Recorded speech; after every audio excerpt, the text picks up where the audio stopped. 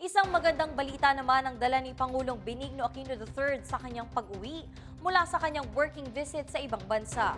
Aniya, mas mahigit 33 trabaho ang maaaring maibigay sa Pinoy dahil sa mga napirmahan niyang kasunduan. Alamin natin ang kabuoang detalye niyan sa ulat ni Marge Wamar.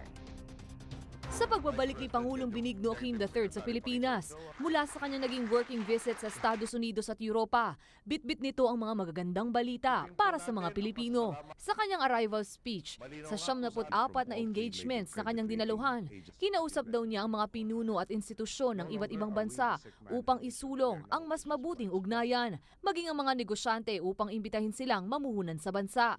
Dahil na rin daw sa gumagandang ekonomiya ng bansa, bunga ng mga reformang naipatupad. Kung saan naabot sa 2.35 bilyong dolyar ang halaga ng nakalap nating mga pledge at tiyak na investment na tinatayang lilikha ng mahigit sa 33,000 mga trabaho.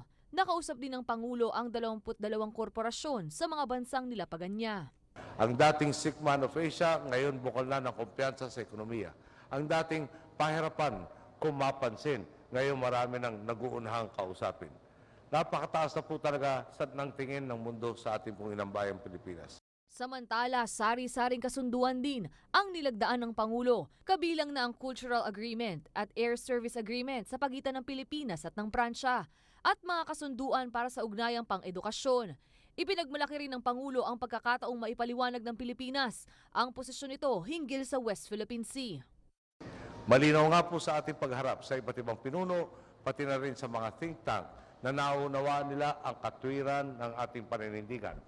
Ikinalulugod nga po natin ang pagpapahayag ng suporta ng mga pinunong ating nakausap. Pinalakas din ng Pangulo ang panawagan para sa sama-samang pagkilos ng mga bansa upang tugunan ang epekto ng pagbabago sa klima sa isinagawang United Nations Climate Summit. Ako ang inyong kaibigan, Marge Wamar para sa Newsnight.